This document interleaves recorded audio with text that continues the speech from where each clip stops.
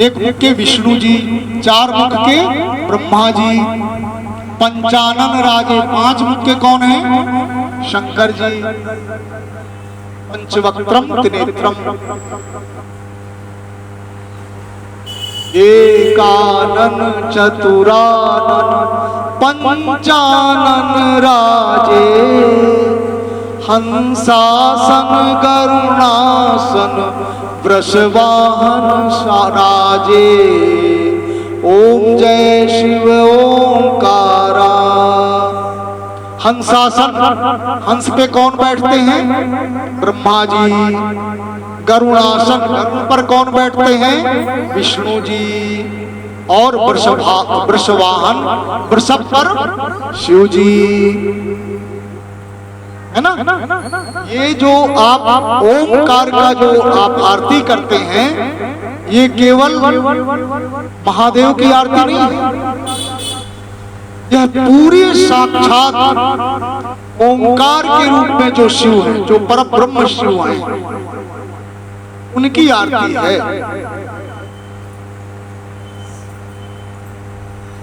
तो भुज चार चतुर्भुज, 10 भुज अति सोहे, तीनों रूप निरखता त्रिभुवन मन मोहे। ओम जय शिव ओंकारा। दो भुज, चार चतुर्भुज, 10 भुज। यहां जो विष्णु हैं, इनके 4 भुज हैं, ब्रह्मा जी 2 भुज ही कहलाते हैं। बाद में जब वेदों को लेते हैं तब वो अपने 4 भुजाएं धारण करते हैं। और भगवान शिव के कितने भुजाएं हैं? 10। इनकी 10 भुजाएं। इस तरह से पूरा जो आप आरती गाते हैं, वह ओंकार रूप शिव, जो अभी शिव पुराण में वर्णन आ रहा है, जो भगवान कृष्ण को किसने बताया? उपमन्यु ने। यह प्रकरण बड़ा दिव्य प्रकरण है, उसी का वर्णन। तो ऐसे ओंकार रूप शिव का जो मंत्र है, यहां आपने सुना कि कृष्ण जी ने भी पहले उपमन्यु से दीक्षा ग्रहण करी, दीक्षा ग्रहण करके मंत्र प्राप्त किया, और मंत्र प्राप्त करके फिर अपनी तपस्या या साधना, जो कह लें आप पूजा, उसमें प्रवृत्त हुए। तो यहां पर उपमन्यु जी बताते हैं कि जो वैदिक मंत्र हैं, ओम नमः शिवाय वैदिक मंत्र, ओम नमो नारायणाय वैदिक मंत्र। यहां भी ओम लग के और कोई मंत्र है, ये वैदिक, ओम लगने पर वैदिक हो जाता है। तो यहां पर उन्होंने मर्यादा बताई, और इसको आप देख भी लेना, हम ऐसे नहीं कह रहे हैं। शिव पुराण के उमा संहिता के 12वें अध्याय के 41, 42, 43, 44 इन 4 श्लोकों में यह वर्णन है। आप देख लेना, पढ़ लेना। वहां पर भगवान कहते हैं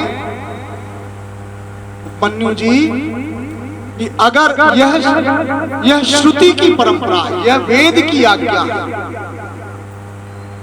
और ये वेद से ही उत्पन्न हुआ है। ओम शब्द वेद से ही, भगवान की श्वास है वेद। माताओं, ध्यान से सुनिए, कहीं सुनने को ऐसी कथा नहीं मिलेगी, क्योंकि इन प्रसंगों पर कोई जाता नहीं, सब छोड़ देते, क्योंकि ध्यान से सुनते नहीं। इसलिए क्यों करें। लेकिन यहाँ माताएं भगवान शिव की कृपा से बड़े ध्यान से सुन रही हैं, इसलिए हमारा मन भी सुनाने को हो रहा है। यहाँ पर वेद कितने हैं माताओं? चार वेद हैं। ऋग्वेद, अथर्ववेद, सामवेद, यजुर्वेद, ये चार वेद हैं। और रामचरितमानस में इनको क्या कहा गया है? भगवान की सांस है। कहाँ ये? भगवान की श्वास। कोई व्यक्ति जीवित है या मर गया है, ये किससे पता चलता है? श्वास से। वह जीवित है यानी जीवन, उसका प्राण श्वास है। तो मानस कहती है, जब भगवान पढ़ने जाते हैं, जाकी श्वास सहज श्रुति चारी, सो हरि पढ़ यह कौतुक भारी।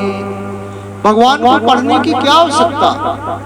ये जो चारों वेद हैं, ये उनके श्वास हैं, उनके प्राण हैं। भगवान के प्राण हैं चारों वेद। इस तरह से हम जीवित हैं या मर गए, प्राण से पता चलता है। उसी तरह से भगवान क्या हैं, यही चारों श्रुतियां भगवान की स्त्रियां भी वेद में कही गई, जो हमेशा भगवान की स्तुति करती हैं।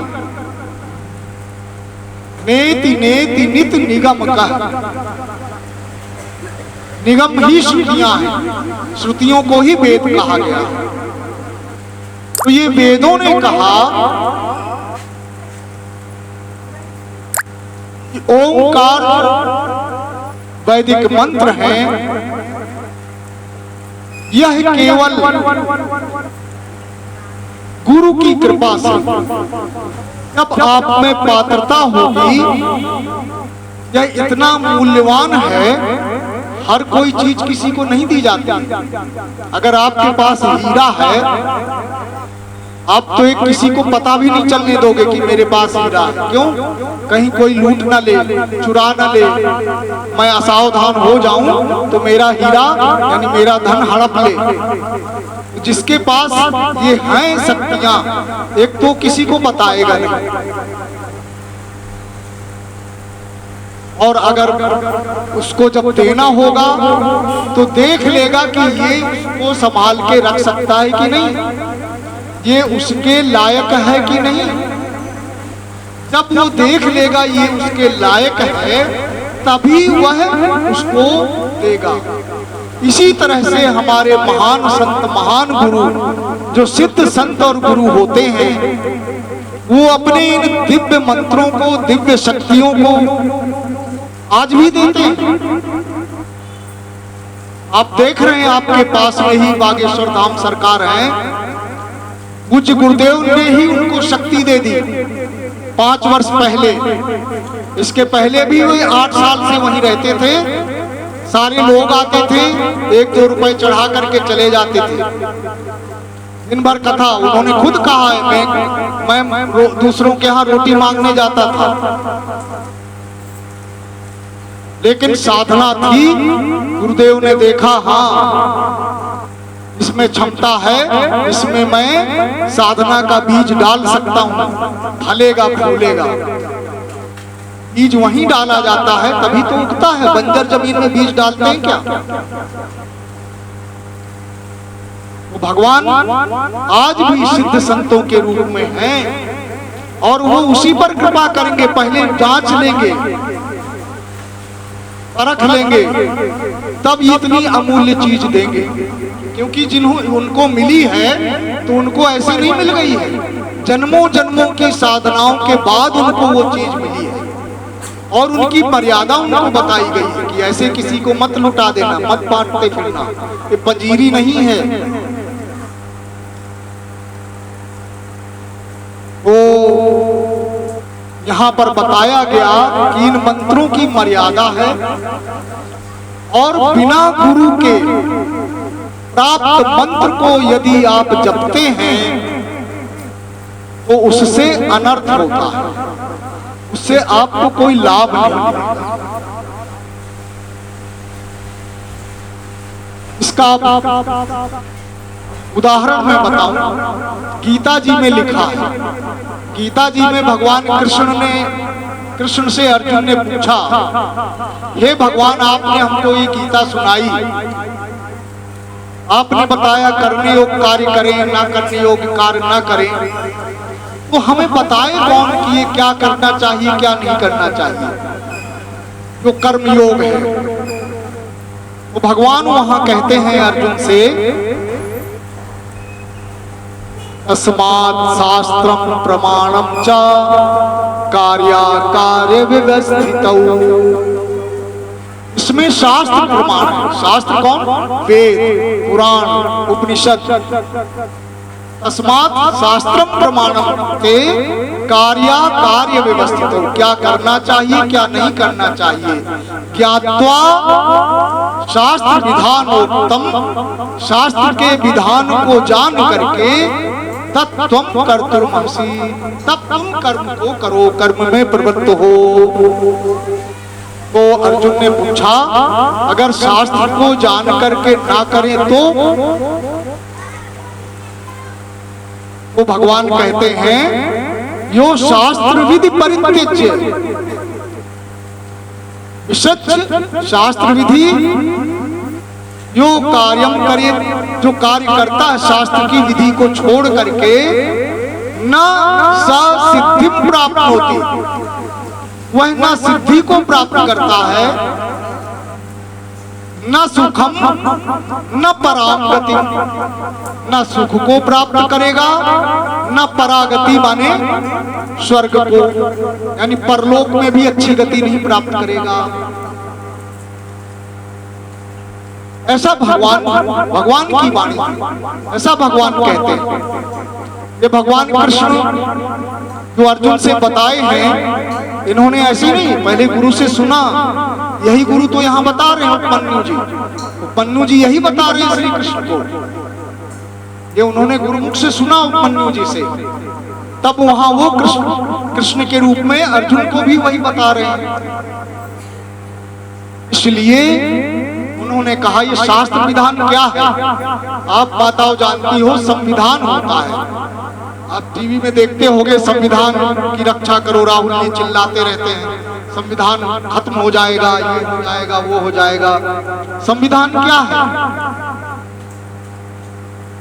संविधान एक ऐसा ग्रंथ है, एक ऐसे नियम है, जिन नियमों के अनुसार पे पूरी समाज, पूरे प्रजा उसका पालन करती है।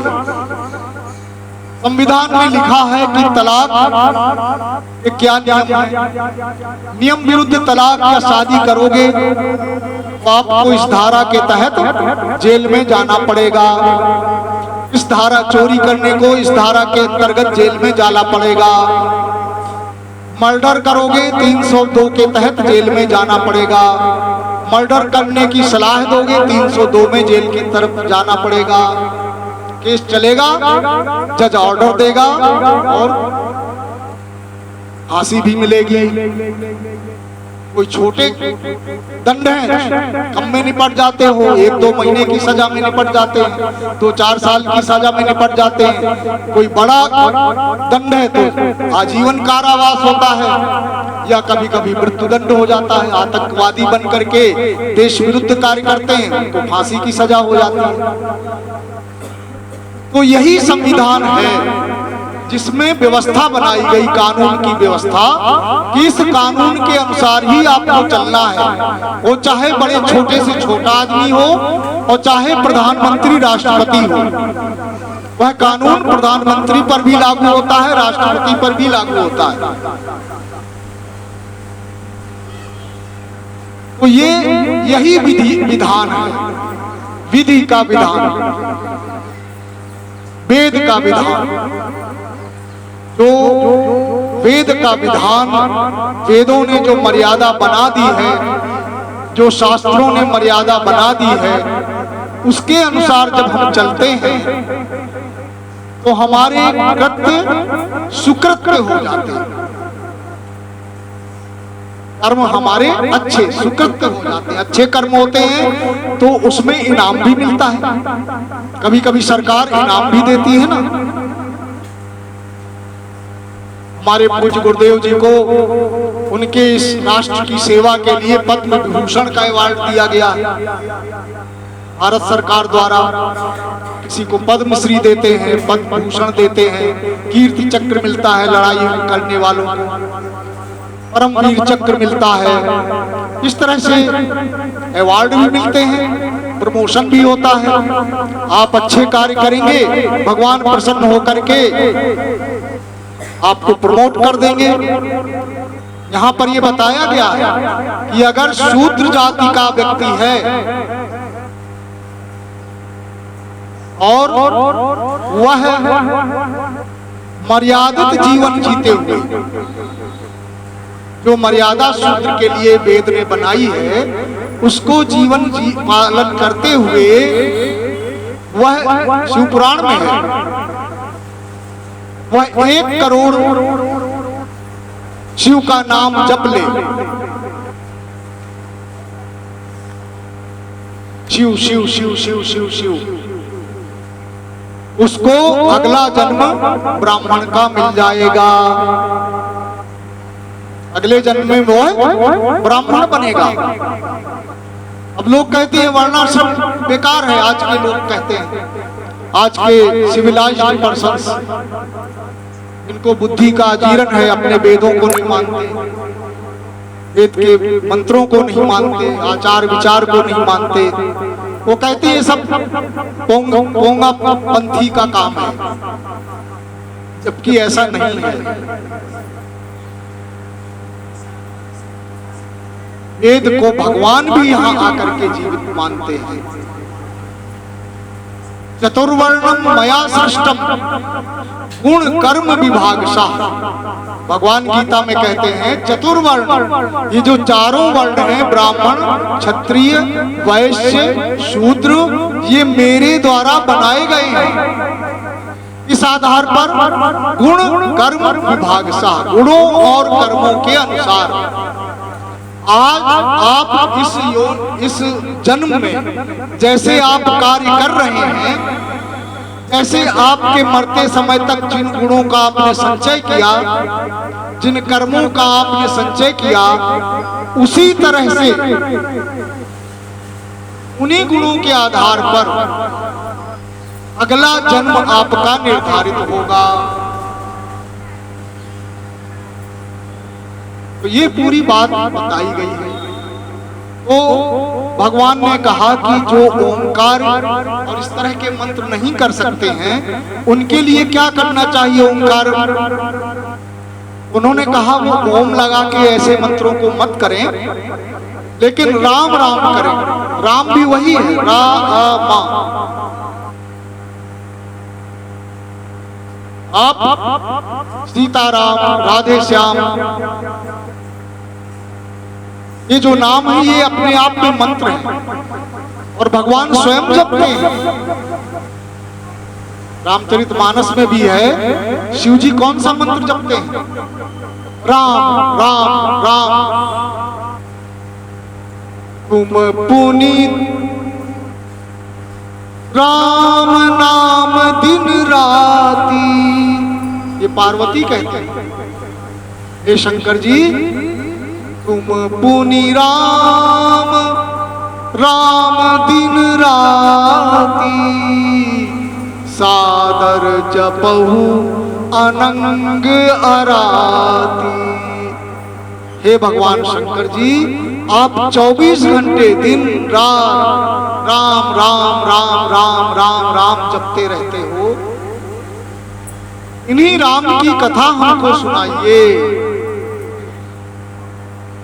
रामचरितमानस में क्या है? पार्वती जी ही यहाँ श्रोता हैं और शिव जी ही वक्ता हैं। रामचरितमानस, रामचरित किसने लिखा? शिव जी ने लिखा है। यह रामचरितमानस कहा भी है वहां बताओ, मालूम है आपको?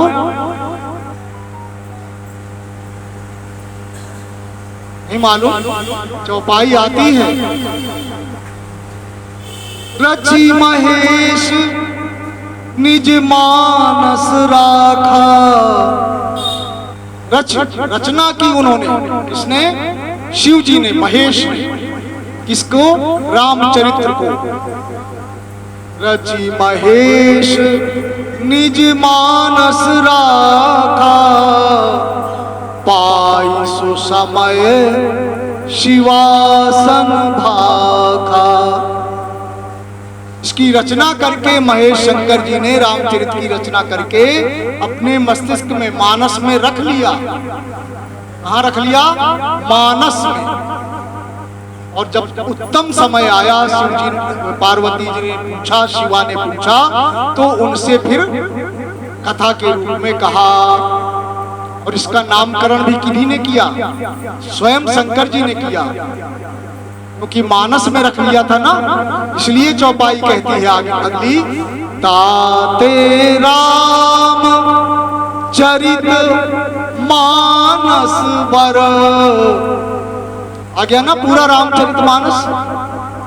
ये इस ग्रंथ का नाम है, ताते राम चरित मानस वर।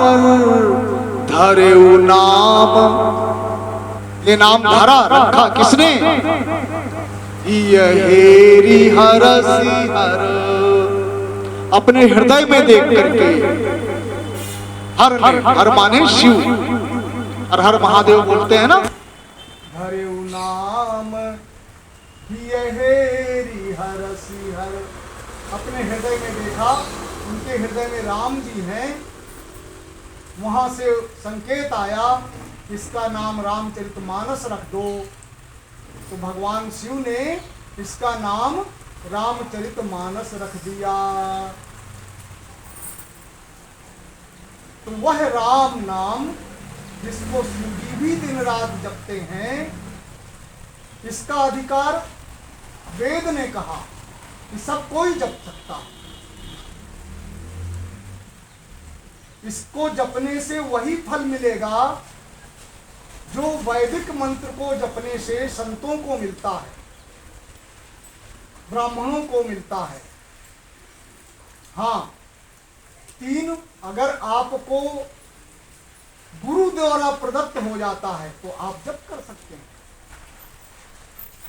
गुरु ने आपको ओम नमः शिवाय मंत्र दे दिया, आप खूब जपिए, आपको फलीभूत होगा। लेकिन बिना गुरु के प्राप्त किए अनधिकृत रूप से, चोरी से, ये चोरी होगी। अनधिकृत माने अधिकार नहीं है, वेद मना कर रहा है, शास्त्र मना कर रहे हैं, लेकिन आप जप रहे हैं तो कोई फल तो मिलेगा नहीं, दंड और मिलेगा। तो इसलिए अनधिकृत रूप से इसको मत जपिए, ऐसा मर्यादा शिव पुराण में बताई गई है। राम राम खूब जपिए।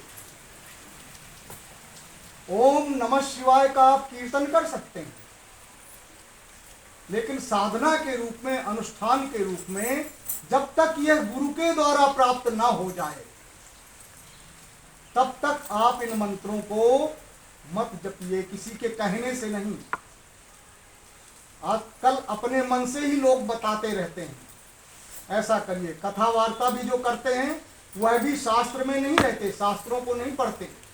समय पूरा करना है, तबला वाले हैं, ये वाले हैं, चल रहा है, नाचो गाओ ये वो, लेकिन जो चीज है, जो कथा कहना चाहती है, वो नहीं, न समझाते हैं। आखिर कौन समझाएगा? फिर यही सार है, इसको समझना चाहिए।